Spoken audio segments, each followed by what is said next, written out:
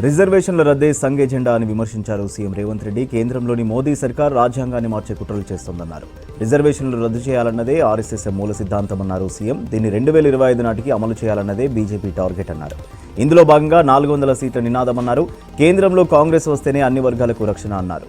వాళ్ళ కుట్రలను బయటపెట్టినందుకు తనపై అక్రమ కేసులు పెట్టి బెదిరించాలనుకుంటున్నారన్నారు సీఎం. తాను భయపడే ప్రసక్తే లేదని చెప్పారు. దేశంలో కాంగ్రెస్ పార్టీ లేకుండా చేయాలని మోదీ కుట్రలు చేస్తున్నారని ఆరోపించారు సీఎం రేవంత్ రెడ్డి. కాంగ్రెస్ విముక్త భారత్ అంటే రిజర్వేషన్లు ఎత్తేసుడా అని ప్రశ్నించారు. కాంగ్రెస్ ను భయపెట్టాలని చూస్తే నిజాం రజాకారులకు పట్టిన గతే పడుతుందన్నారు. తెలంగాణ అభివృద్ధికి నిధులు ఇవ్వడం అంటే అనా పైసా ఇవ్వలేదన్నారు. 10 ఏళ్లలో తెలంగాణకు మోదీ ఇచ్చింది గాడిద గుడ్డన్నారు. జగిత్యాల జిల్లా కోరుట్ల సభలో పాల్గొన్న సీఎం రేవంత్ వ్యాఖ్యలు చేశారు. నిజామాబాద్ షుగర్ ఫ్యాక్టరీ రీఓపెన్ కోసం జీవన్ రెడ్డి ఆహర్నిశలు కృషి చేస్తున్నారన్నారు మంత్రి శ్రీధర్ బాబు. కోరుట్ల జనజాతర సభలో పాల్గొన్నారు నేతలు. గెలిచినా ఓడినా ప్రజలకు సేవ చేయడమే తనకు తెలుసన్నారు ఎంపీ అభ్యర్థి జీవన్ రెడ్డి. నిజామాబాద్ పార్లమెంటు పరిధిలో ఏ సమస్య వచ్చినా అండగా ఉంటానన్నారు. రాష్ట్రంలో మోదీతో పోటీనే లేదని, రాహుల్ ప్రధాని కావడం ఖాయమన్నారు మంత్రి కోమటిరెడ్డి వెంకటరెడ్డి. ఆగస్టు 15 లోపు రుణమాఫీ చేసి తీరుతామన్నారు. బీజేపీ బీఆర్ఎస్ వైఫల్యాలను, కాంగ్రెస్ చేసిన అభివృద్ధిని ప్రజలకు వివరించాలని కార్యకర్తలకు పిలుపునిచ్చారు. నల్గొండలో నిర్వహించిన కాంగ్రెస్ ముఖ్య కార్యకర్తల సమావేశంలో జానారెడ్డి, రఘువీర్ రెడ్డితో కలిసి పాల్గొన్నారు మంత్రి కోమటిరెడ్డి. బీఆర్ఎస్ ఖాళీ అయిందని, అలాంటి పార్టీ విమర్శించే పని తమకు లేదన్నారు మంత్రి కొండా సురేఖ. కాంగ్రెస్ కు పోటీ కేవలం బీజేపీ పార్టీ మాత్రమే అని తెలిపారు. ముస్లిం రిజర్వేషన్ల రద్దును కాంగ్రెస్ ఖండిస్తుందన్నారు. కాంగ్రెస్ మేనిఫెస్టోను విమర్శించే బీఆర్ఎస్ వాళ్ళు 9 ఏళ్ల పాలనపై ఆత్మవిమర్శ చేసుకోవాలన్నారు.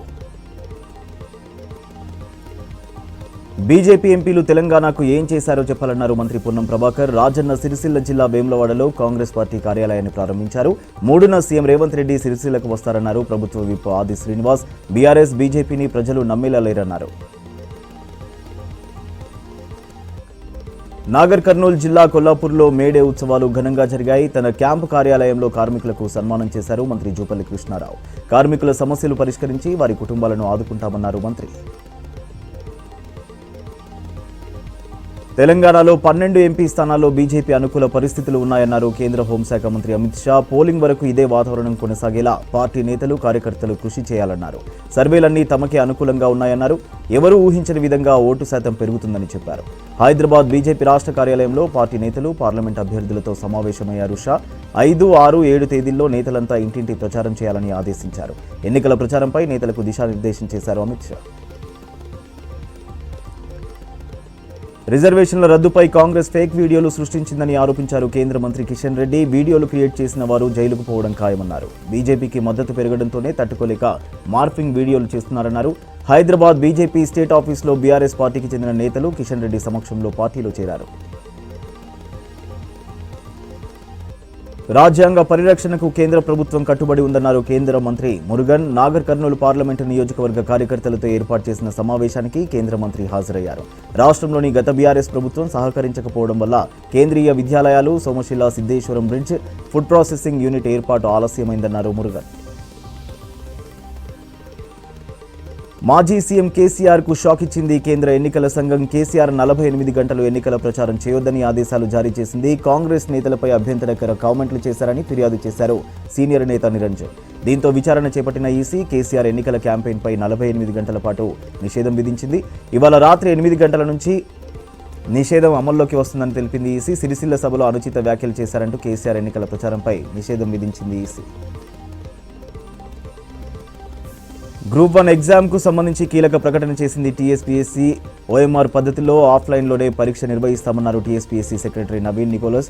563 పోస్టులకు గ్రూప్ 1 పరీక్ష జరగనుంది. ఫిబ్రవరి 23 నుంచి మార్చి 16 వరకు అభ్యర్థుల నుంచి దరఖాస్తులు స్వీకరించారు.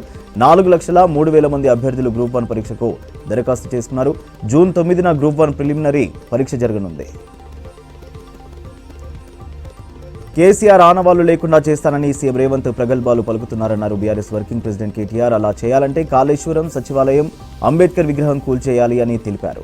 రేవంత్ రెడ్డి తన గురువుతో కలిసి రాష్ట్రాన్ని లేకుండా చేస్తారేమో అన్నారు. హైదరాబాద్ తెలంగాణ భవన్లో మేడే వేడుకల్లో పాల్గొన్నారు KTR. BRS social media convener Manne క్రిషాంక్ను అరెస్ట్ చేశారు పోలీసులు. కొత్తగూడెం నుంచి హైదరాబాద్ వస్తున్న క్రిషాంక్ని యాదాద్రి భువనగిరి జిల్లా చౌటుప్పల్ మండలం పంతంగి చెక్పోస్టు దగ్గర అదుపులోకి తీసుకున్నారు. ఉస్మానియా యూనివర్సిటీ గురించి తప్పుడు సమాచారాన్ని ప్రజల్లోకి తీసుకెళ్లారని క్రిషాంక్పై ఓయూపీఎస్లో కేసు నమోదు చేశారు పోలీసులు. వైద్య పరీక్షల తర్వాత ఈస్ట్ మారేడుపల్లిలో జడ్జి ముందు హాజరుపరిచారు పోలీసులు. 14 రోజులు జ్యుడిషియల్ రిమాండ్ విధించడంతో చెంచల్గూడ జైలుకు తరలించారు. ప్రధాని మోదీ పాలనలో దేశంలో నిరుద్యోగం, పేదరికం పెరిగిపోయిందన్నారు ఏఐసీసీ ప్రెసిడెంట్ మల్లికార్జున ఖర్గే. బీజేపీ సబ్కా సాత్ సబ్కా వికాస్ నినాదం పచ్చి అబద్ధమన్నారు. 10 ఏళ్లలో దేశాన్ని పూర్తిగా నాశనం చేశారని విమర్శించారు. కర్ణాటకలో ఎన్నికల ప్రచారంలో పాల్గొన్నారు ఖర్గే. మహిళలను అవమానించే పార్టీలతో బీజేపీ దోస్తీ చేస్తుందన్నారు ఖర్గే. బీజేపీలో వాషింగ్ మిషన్ పాలసీతో అక్రమార్కులకు మేలు జరుగుతుందన్నారు. దేశానికి ఆత్మ లాంటి ప్రజాస్వామ్యాన్ని రక్షించడానికే ఇండియా కూటమి పోరాడుతుందన్నారు ఖర్గే. బీజేపీ గెలిస్తే మతం ప్రాతిపదికన ఉన్న రిజర్వేషన్లు రద్దు చేస్తామన్నారు ప్రధాని Modi. SC, ST, OBC, general రిజర్వేషన్లను మాత్రం యథావిధిగా కొనసాగుతాయని చెప్పారు. ఎన్నికలు వచ్చినప్పుడే కాంగ్రెస్కు ఈవీఎంలు సమస్య గుర్తొస్తుందని ఎద్దేవా చేశారు. గుజరాత్లో ఎన్నికల ప్రచారంలో పాల్గొన్నారు ప్రధాని. బీజేపీపై విపక్షాల ఫేక్ వీడియోల ప్రచారాన్ని ప్రజలు నమ్మరన్నారు మోదీ.